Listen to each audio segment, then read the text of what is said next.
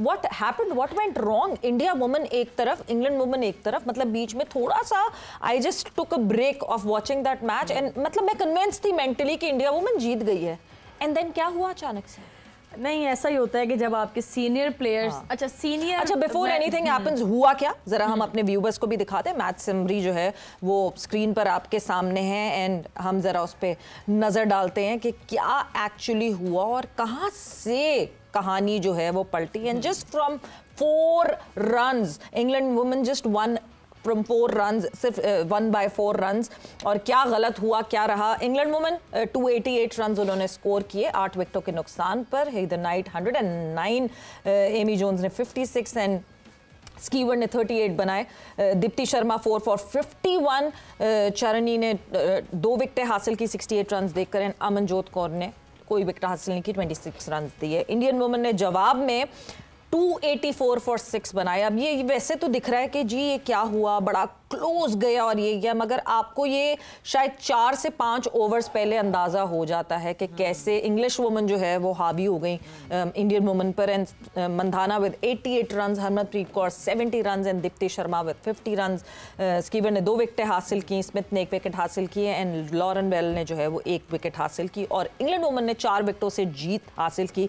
And Smriti Mandhana getting out on that those 88 runs. उसके बाद तो ना अभी था चलो कोर खड़ी हुई है कुछ कर लेंगी, उसके बाद स्नेहा राणा है ओके थोड़ा सा रह गया है और रनर बॉल से लेते लेते डिफरेंस बढ़ता चला गया एंड कुछ हाथ नहीं आया। यहाँ पे तो सबसे पहले मुझे लगता है हमारी टीम की जो बॉलर्स हैं उनको क्रेडिट देना होगा, जिस तरह उन्होंने इंग्लैंड के साथ खेला था। एग्जैक्टली जिस तरह उनकी बैटर्स को हमारी बॉलर्स ने आउट किया है वो बहुत मजा आया उस दिन। तो ऑब्वियसली आई नो कंडीशंस अब डिफरेंट थी कल के मैच में वो, लेकिन बॉल जो है वो एक बॉलर नहीं करनी है क्योंकि कंडीशंस, अगर आप उन कंडीशंस का फायदा नहीं उठाएंगे, अच्छी जगह को हिट नहीं करेंगे तो वो विकेट भी बॉलर को जो है सपोर्ट नहीं करती। इंडिया और इंग्लैंड की जहाँ तक बात है, हेदर नाइट जी उनकी मोस्ट सीनियर प्लेयर है, जिस तरह से उसने रिस्पॉन्सिबिलिटी ली है, क्योंकि मैं यही कहती हूँ कि जिस तरह इंग्लैंड का जो ओपनिंग पेयर है जॉन्स है और बेमाउंट है, मैंने उनको जितना भी अभी उनके साथ जितना खेला भी है और टीवी पे भी जितना उनको देखा है, मुझे नहीं लगता कि ओपनर्स को नया बॉल ऐसे खेलना चाहिए जैसे वो खेलती हैं। उनको आउट करना बहुत आसान है, लेकिन इंडियन की जो बॉलर्स हैं उन्होंने कल उस तरह से मेरे ख्याल में लाइन लेंथ उनकी नहीं थी बॉलिंग के उसमें, जिसकी वजह से जॉन्स जो है वो थोड़ा सा स्कोर कर गई। फिर हेदर नाइट ने आके थोड़ा संभाला है, फिर सिवर आई है कैप्टन, उन्होंने आके जिस तरह से थोड़ा चिप इन किया है तो इंग्लैंड यहाँ तक पहुंचा है। और मुझे लगता है कि जब आपका सीनियर प्लेयर आप अंदर छोड़ आते हैं मैच तो फिर नीचे से जब आप दूसरों पे छोड़ के आते हैं ना तो मैच का फिर यही हाल। मेरे ख्याल से मेंटली डग में भी जो प्लेयर्स होते हैं वो मेंटली प्रिपेयर्ड होते हैं कि अब ये तो खत्म करके आएगी, बिल्कुल, तो शायद उससे बहुत इंपैक्ट पड़ता है। But yes, hats off to our girls.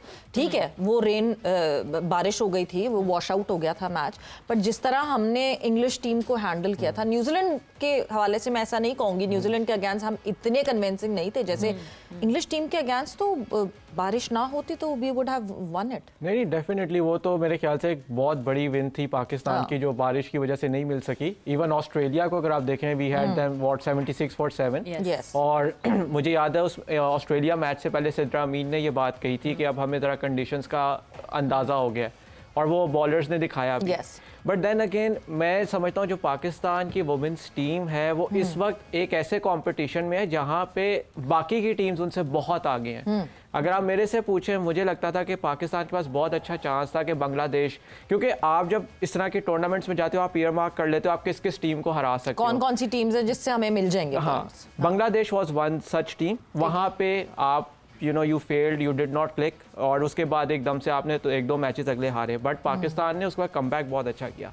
मसला ये है कि हम पाकिस्तान टीम को इन टीम्स के साथ गेज कर नहीं सकते क्योंकि बाकी टीम्स बहुत आगे जा चुकी हैं। हमारे अभी भी प्लेयर्स को डोमेस्टिक लेवल के ऊपर हमारा कोई डोमेस्टिक स्केड्यूल नहीं है। आप सोचें यार, अब इसके अंदर देखिए मैं कोशिश बड़ी करते हैं बनाने की, बनता नहीं। देखिए इसके अंदर बड़ी सीधी सी बात है क्योंकि आपकी वुमेन्स क्रिकेट को सीरियस नहीं लिया जाता, प्रायोरिटी नहीं है। देखें एग्जैक्टली प्रायोरिटी नहीं है। अब ये नहीं मुझे पता क्यों नहीं लेते, लेकिन प्रायोरिटी नहीं है। कमी तो नहीं है, फंड्स वगैरह तो कमी नहीं है। नहीं फंड्स की कोई कमी नहीं है। मेरे मुझे जहाँ तक पता है फंड्स की कोई कमी नहीं है, लेकिन अच्छा एप्स बनाने के लिए इतनी फंड्स हो तो फिर वुमेन क्रिकेट के लिए कोई फंड, लेकिन ये अभी से मसला नहीं है। ये मसला जो है पिछले 5-6 साल से है। मैं जब से मैं देख रहा हूँ अब इस वक्त एक चीज़ अच्छी हुई है जो हमें ये बात करनी चाहिए, वो ये है कि कम से कम आपने अपनी वुमेन्स क्रिकेटर्स के लिए एक अकेडमी जो है वो डेडिकेट कर दिया कराची की। इससे पहले तो आपके पास ये भी नहीं था। बिल्कुल, लेकिन इंतजार किया जाता था कि कब खाली मिले, कब सिलसिला और ये बहुत दफा चीज मूव हुई थी, लेकिन इसको मुझे नहीं पता क्यों इसको ब्लॉक कर दिया जाता था। अब कम से कम वहाँ पे उनके पास एक फैसिलिटी है, वो जाके ट्रेनिंग कर सकती हैं, आपने कैंप्स लगाने आपको पता है, वहाँ पे लेके जा सकते हैं। हाफिज साहब, इसके अंदर जो सबसे बड़ा इशू है ना, आपका वुमेन्स विंग अलग नहीं होना चाहिए।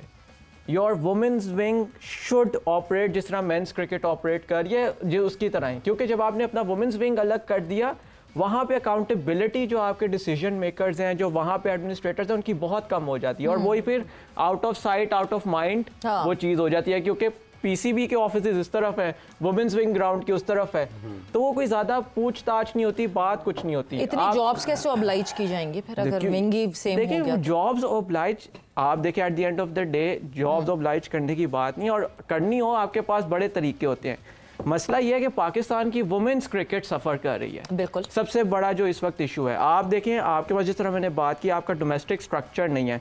हमारी प्लेयर्स, अब ये हमारी कितने अरसे से ये आलिया रियाज, सिद्रा अमीन, दियाना बेग, ये बहुत अरसे से क्रिकेट खेल रही हैं, लेकिन इनकी मेंटल डेवलपमेंट, इनकी स्किल डेवलपमेंट डोमेस्टिक लेवल पे हुई ही नहीं है, जहाँ पे ये जाके प्रेशर सिचुएशंस में खेल सकें। Very true, very true. ये कहाँ पे होना है? ये डोमेस्टिक में होना है। डोमेस्टिक में आप एक लड़की को, इरम जावेद को आप 8 मैचेस पूरे साल में खिलाते हैं, 4 T20, 4 ODI, 4 one day. Location trace हुई है केसी की। मेरा क्लब है, मेरा क्लब है, वहाँ भी जाते हैं। और तो हाउ डू यू एक्सपेक्ट कि आपकी वुमेन क्रिकेटर्स ग्रो करेंगी? एग्जैक्टली यही बात उस दिन भी मैंने की थी कि बांग्लादेश जो है उनकी डोमेस्टिक की 10 टीम्स हैं और श्रीलंका 9 टीम से खेलता है। हमारी 5 थी, लेकिन अब वो सुना है कि वो 4 पे हो गई है, शायद 4। ये 5 एक और भी मसला है, जैसे अभी मसाइल का जिक्र हो रहा है, अभी पाकिस्तान की टीम वहाँ पर खेल रही है, कोई पता नहीं यहाँ पर उनके बारे में बहस मुबाहिसा गुफ्तगू शुरू हो चुकी हो कि वर्ल्ड कप के बाद किसको निकालना है, वसीम ने होना है नहीं होना, सिद्रा ने होना है या नहीं होना, उसने होना है या नहीं होना। ये भी एक मतलब जब आप हार रहे होते हैं तो आप उस तैयारी में होते हैं कि वापस आके सबसे पहले किसको साइड पे किया जाए, ताकि स्केपगोट किसको बनाएंगे कि खामोशी हो जाए और जो है शोर ना ज्यादा मचाया जाए। अगर आपके पास थोड़ा सा हो टाइम में और इसके अंदर एक चीज ऐड करता जो ना, अभी आपने अपने ODI वर्ल्ड कप से पहले आपने T20 का डोमेस्टिक टूर्नामेंट करा दिया। आपका जो 50 ओवर का डोमेस्टिक टूर्नामेंट है वो ODI वर्ल्ड कप के बाद होना है।